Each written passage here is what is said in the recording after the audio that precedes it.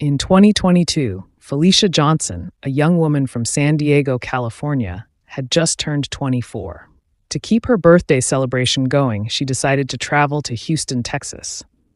She made all the necessary arrangements and soon arrived in the city, ready to enjoy her extended celebration.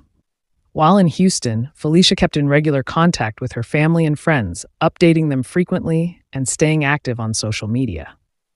But on the evening of Friday, April 15th, 2022, all communication suddenly ceased.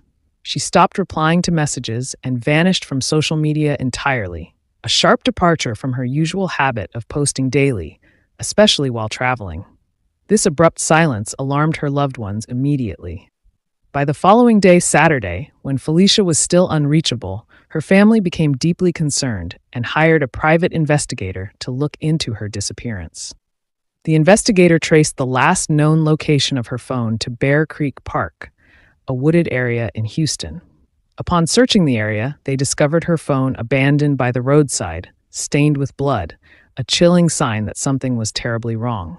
However, there was no sign of Felicia herself. Months passed without answers, until February 7th, 2023, when a person walking near Flamingo Lakes and Highway 149 in the Sam Houston National Forest, Montgomery County, Texas, noticed a torn trash bag with bones protruding from it. Authorities were called to the scene and found the upper portion of a human torso. Given the size of the remains, they believed it belonged to a woman. Based on the location, the condition of the body, and the jewelry still present, officers strongly suspected that the remains were Felicia Johnson's, though official confirmation was pending. Medical examiners later confirmed through dental records that the torso did indeed belong to Felicia Johnson. Her death triggered a full investigation to identify and capture the person responsible for ending her life. Felicia was a vibrant 24-year-old whose journey to Houston took a tragic turn. The question now remains, who killed Felicia Johnson? This is her story. On February 7th, 2023, an individual was taking a walk in an area near Flamingo Lakes and Highway 149 in Sam Houston National Forest in Montgomery County, Texas, when their attention was suddenly drawn to a torn garbage bag from which skeletal remains protruded. Not long after, it was discovered to be the upper part of a torso, and judging by the size, it belonged to a woman. Police, upon reaching the site, already knew to whom it belonged, and without investigation, reached out to the Johnson family to inform them of the discovery.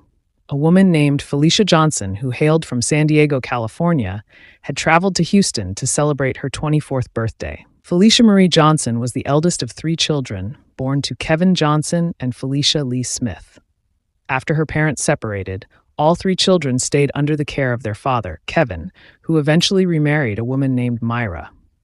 The family resided in San Diego, California. Felicia bore a strong resemblance to her paternal grandmother, both in appearance and personality, gentle, cheerful, and kind. She matured quickly, and even as a teenager, her feminine figure drew attention. As she entered adulthood, she decided to use her looks to earn a living. She adopted the name Favia Marie on social media, which served as her personal showcase. Felicia took great pride in her appearance, maintaining her hair, skin, and figure meticulously to present herself well online.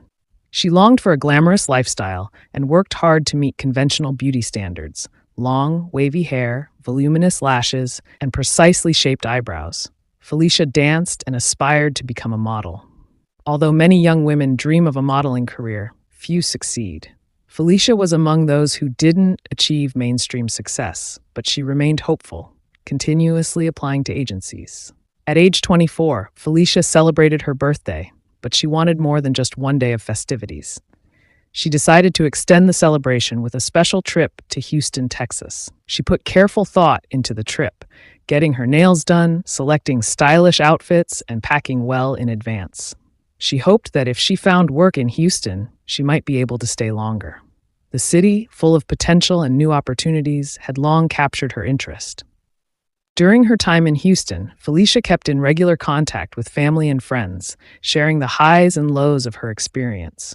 However, that connection abruptly ended on the evening of Friday, April 15th, 2022.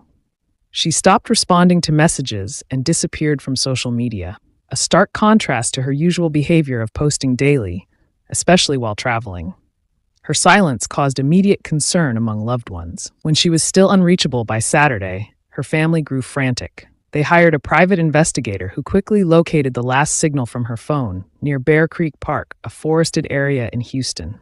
When the investigators searched the location, they found her phone abandoned by the roadside, smeared with blood, an ominous sign. Felicia's father, Kevin, was still in San Diego. Upon learning of the discovery, he flew to Houston without hesitation to find his daughter. He filed a missing person report with the police. However, initial reactions from law enforcement were dismissive. Only after acknowledging Felicia's race did they accept the report, though they were slow to act. The first search effort took place in Bear Creek Park, where her phone had been found. The park's dense and sprawling terrain made the search nearly impossible. Roads twisted through the woods, and there was no indication of where Felicia had gone, or if someone had discarded her phone there. The police opted to conduct the search discreetly, fearing that a local perpetrator might sabotage the investigation. Unfortunately, the search team was understaffed and lacked enthusiasm. One officer even admitted they were doubtful anything would be found. As expected, no trace of Felicia was discovered in the park. Though deeply disheartened, Kevin refused to give up. He vowed to do everything within his power to bring his daughter home. He organized a flyer campaign, plastering Felicia's images and description across the park. The flyers described her as a dark-skinned Latina with long black hair and brown eyes, standing 5'5" tall and weighing 68 kilograms. She had a tattoo of roses and butterflies on her right shoulder. Community members began participating in the search. They explored the park more deliberately, checking hidden spots and examining anything that seemed suspicious. Volunteer groups formed, and eventually even the FBI got involved. Public attention intensified after community leader and activist Quanell X of the New Black Panther Nation raised concerns during a press conference on April 20th. He highlighted the alarming pattern. In the previous 5 months, 4 young black women involved or targeted for adult services had disappeared in Houston, and all were later found dead. Felicia, tragically, risked becoming the 5th victim in this disturbing trend. His call to action spurred law enforcement into more decisive efforts. Despite increased involvement, only Felicia's bloodied purse was found. Investigators then turned to interviews with her friends and family to piece together a timeline.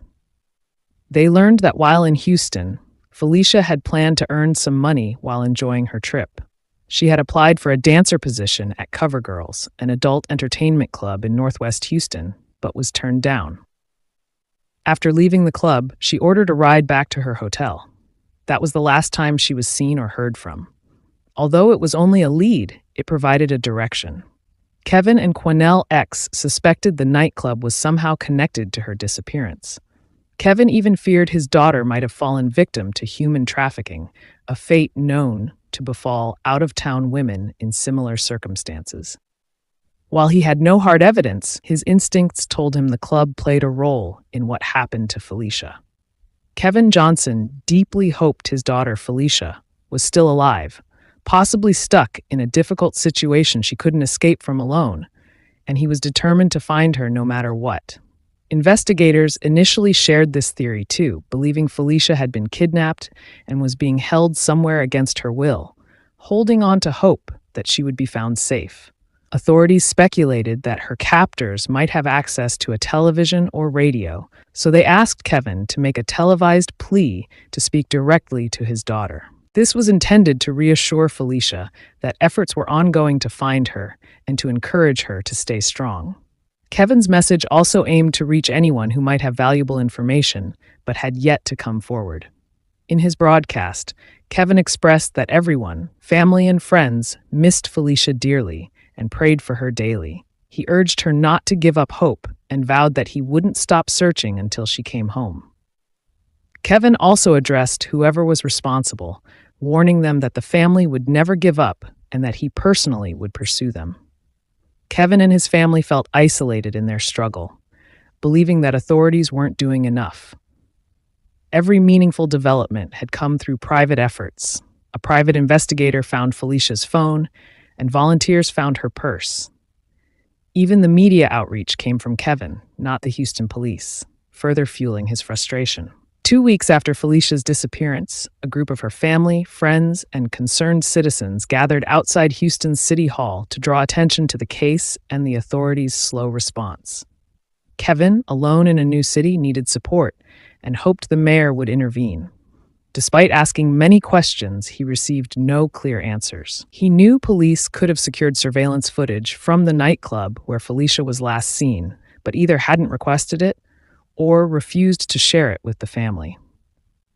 While the protest didn't seem to gain the mayor's attention, it did catch the eye of Congresswoman Sheila Jackson Lee. She stepped in and demanded that the Houston police prioritize the case.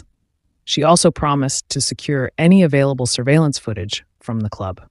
Jackson Lee emphasized that Felicia, a visitor in Houston, deserved the city's protection. Kevin believed that watching the club's surveillance tapes might offer clues about what happened to his daughter. However, it turned out to be more complex. The management of the CoverGirls nightclub initially denied remembering Felicia's visit for an interview. There was no paperwork from her, no application or written statement. Eventually, police learned the club had only internal cameras, which they had already reviewed.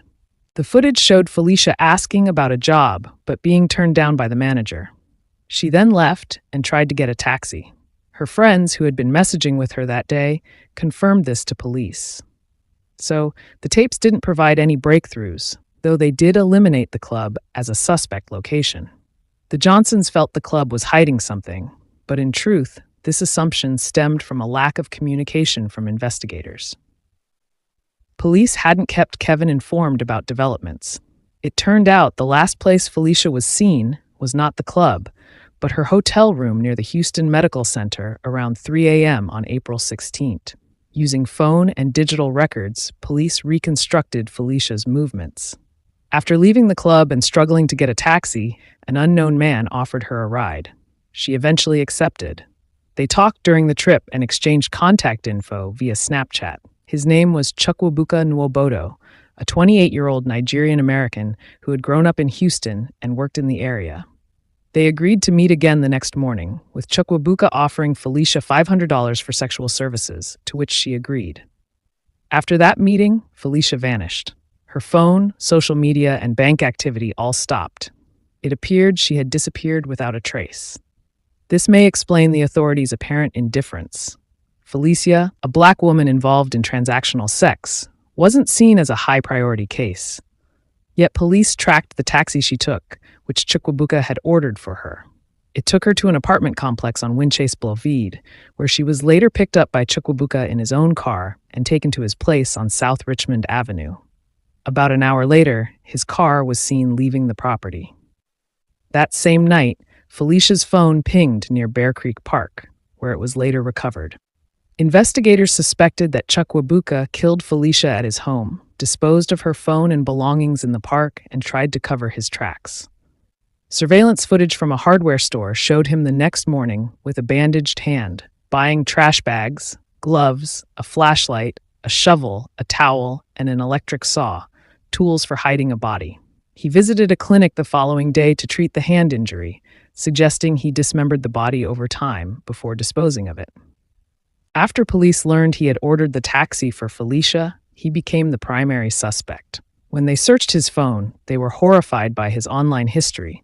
Searches about becoming a serial killer, destroying DNA, evading punishment, and hiding bodies. One search even explored affordable places to live, hinting he had plans to flee. This showed that the attack on Felicia had likely been premeditated. On May 13, 2022, nearly a month after Felicia vanished, police had a chance to arrest Chukwuebuka for a traffic offense. They seized his phone and searched his car, but didn't charge him with any crime related to Felicia. In his vehicle, they found a gun, cleaning supplies, gloves, a shovel, and dried blood in the back seat and trunk. These samples were taken for testing. Authorities claimed there wasn't enough evidence to hold him, so after interrogation, they released him, by which time he vanished. Forensic testing of his apartment uncovered blood, especially in the bedroom and hallway, later confirmed to be Felicia's. The amount of blood made survival impossible. His phone revealed disturbing photos of dismembered female bodies. None were officially confirmed to be Felicia, but given how her remains were later found, it's plausible one of them was her. The women in the images were never identified. The phone also contained evidence of a previous assault accusation against Chukwuebuka. Years earlier, a woman had accused him of attempted rape in his car, but later retracted her statement and declined to press charges. Police did not investigate further. Now, the mounting evidence, Felicia's blood, suspicious photos, and violent history, showed that authorities had let a dangerous man walk free. Once they realized their error, they charged Chukwuebuka in June 2022 with Felicia's murder and with tampering with evidence. However, by then, he had already gone into hiding. This major update crushed the Johnson family's last hope of finding Felicia alive. Activist Kenel X made a public statement warning all young women to be cautious, no matter their background, because lives can be lost in an instant. She urged the public to stay alert and look for dangerous individuals in their communities. A $5,000 reward was offered for any information leading to Chukwuebuka's arrest. Vigils were held both in San Diego and at Bear Creek Park to honor Felicia, bringing together those who knew and loved her. Felicia was remembered as a lively, witty, and cherished friend. Her disappearance left many in shock and grief, and the gatherings helped people process the pain together. It meant a great deal to the Johnsons to see how many lives Felicia had touched. Everyone prayed for her return so she could be laid to rest. The family endured a year of agonizing uncertainty.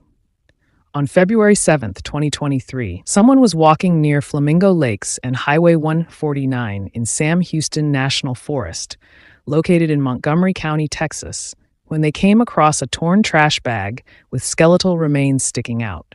Upon investigation, it was revealed that the remains were the upper part of a human torso, and based on the size, they suspected it belonged to a woman. When police arrived at the scene, they strongly believed the remains were those of Felicia Johnson, relying on the location, level of decomposition, and jewelry found on the body. Although official identification required a dental record comparison, they promptly notified Kevin Johnson of the discovery. For Kevin, this was bittersweet, a painful but necessary step toward closure. At last, he could bring his daughter home and give her a proper burial. The discovery shocked locals, as the forested area was near residential neighborhoods where people often walked unaware that a missing girl had been buried nearby. The Johnsons, Kenel X, and Sheila Jackson Lee had kept Felicia's case in the public eye, and their efforts were now vindicated. Dental records confirmed the remains were Felicia's. Only the upper torso was recovered, making it impossible to determine the cause of death. Whether wildlife scattered her remains or Chukwuebuka hid them in different spots remains unknown. Perhaps over time, more remains may surface. But for the Johnson family, finding any part of her was a win. Kevin declared that Felicia had returned to demand justice.